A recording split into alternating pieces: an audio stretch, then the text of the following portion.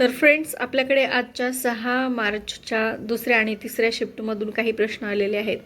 तर ते प्रश्न मी तुमच्याशी शेअर करते. पहा, मराठी या विषयाचं आत्ताशी कुठे ग्रामरवरती प्रश्न दिसलेला आहे की नाम आणि सर्वनाम यावरती प्रश्न विचारला आहे. तर जो आणि स्वतः हे कोणते सर्वनाम आहेत तर विचारलेला आहे. जो हा संबंधी सर्वनाम आहे आणि स्वतः हे आत्मवाचक सर्वनाम आहे. समासावरती 2 प्रश्न शब्द विचारलेले, ते पुरणपोळी आणि गुळांबा. तर लेखक आणि टोपणनावं यावरती बरेचसे प्रश्न येत आहेत, त्यामुळे इथून पुढच्या परीक्षांमध्ये ते करून जा नक्कीच. समानार्थी शब्द कृशान, निर्जर, त्याचबरोबर समवेत आणि अजून एक यशिद नावाचा एक शब्द, ते शब्द विचारलेले होते. तर पहा, हे प्रश्न आपल्याला खूप म्हणजे खूप कठीण विचारतायत, समानार्थी शब्द आणि विरुद्धार्थी शब्द. तर विरुद्धार्थी शब्दसुद्धा विचारलेले होते. आता ते आठवलेले नाही आहेत स्टुडंट्सला, तर त्यांनी ते सांगितलेले नाही आहेत. तर प्रयोगावरती प्रश्न होते. नवीन कर्मणी म्हणजेच कर्मकर्तरी आणि त्याचबरोबर समापन कर्मणीवरचा एक प्रयोग असा विचारलेला होता. अलंकारावरती सुद्धा प्रश्न होता, त्यामध्ये मग उत्प्रेक्षा अलंकार. काळावरती सुद्धा आज 2 प्रश्न दिसलेले आहेत. म्हणीवरती 2 प्रश्न आलेले होते, त्यातले एक म्हण होती घरणादार देवळी बिऱ्हाड. त्यासुद्धा आज विभक्तीवरती प्रश्न दिसलेला आहे. आणि इतिश्री या शब्दाचा अर्थसुद्धा आज विचारलेला आहे. तर इतिश्री म्हणजे शेवट.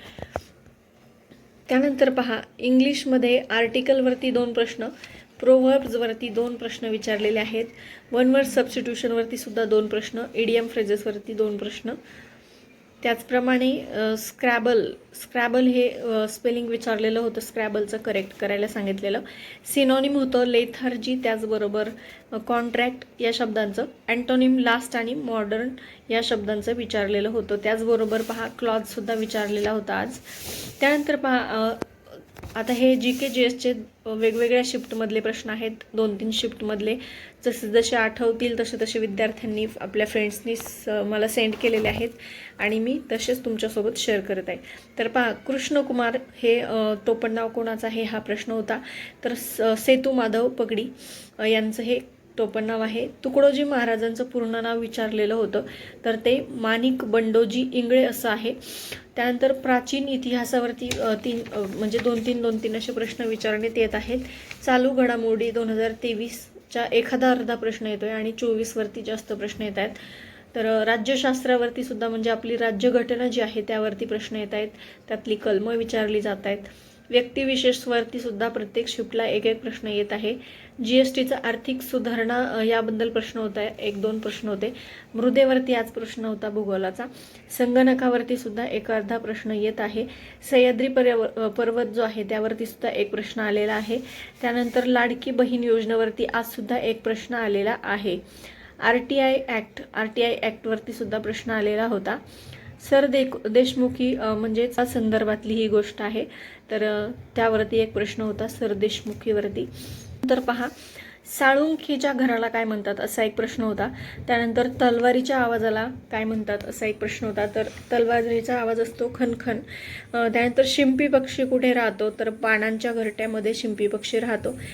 त्यानंतर पहा, 58वा ज्ञानपीठ पुरस्कार कोणाला देण्यात आला हा एक प्रश्न होता.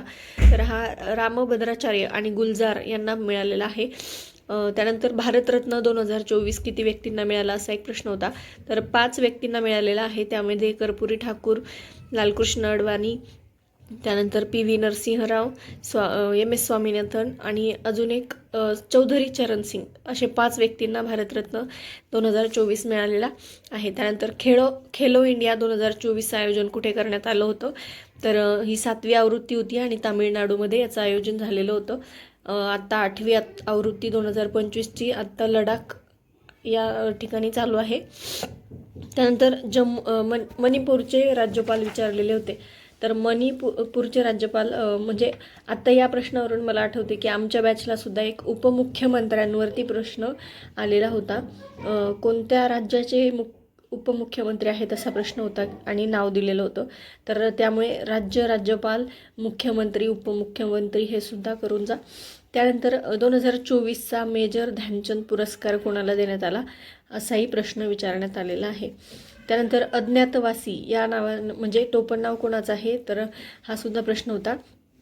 तर त्यानंतर द्वारकादास हे म्हणजे नाथ माधव हे जे आहेत ते टोपण नाव कोणाचं आहे असाही प्रश्न होता. त्यानंतर अनुराधा हे टोपण नाव कोणाचं आहे असाही प्रश्न होता. 2024च्या अहवालानुसार महाराष्ट्रातील 200 सेंटीमीटरपेक्षा जास्त पाऊस पडणारा जिल्हा कोणता असाही प्रश्न विचारण्यात आलेला आहे.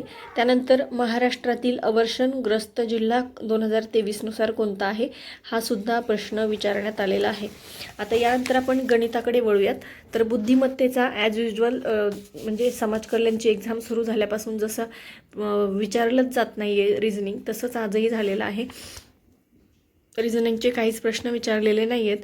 गणितामध्ये काळकाम वेगवरती प्रश्न होते 1-2, सरासरीवरती 3-4 प्रश्न, म्हणजे आज सरासरीवरती जास्त प्रश्न आलेले होते. घातांकावरील सुद्धा एक प्रश्न आलेला होता.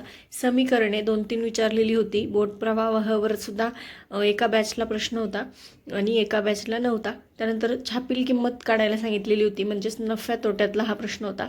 मिश्रणावरती सुद्धा आज 2-3 प्रश्न विचारलेले आहेत.